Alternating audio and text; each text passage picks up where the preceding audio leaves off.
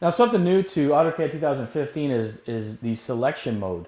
So we're all familiar with being able to pick on an object and it selects the object. So if I select that object and that object, I'm picking multiple objects there.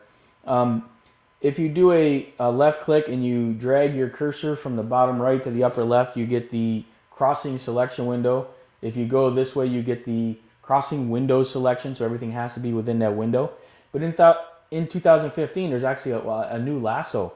So if you left click and hold your left click down as you move your cursor, you can see that I can select in Windows Select a kind of a lassoed area.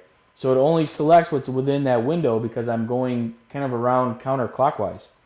If I left click and I go clockwise in a clockwise motion, you can see that I'm able to pick up and do a lasso around objects, and those that are crossing will get picked up and selected.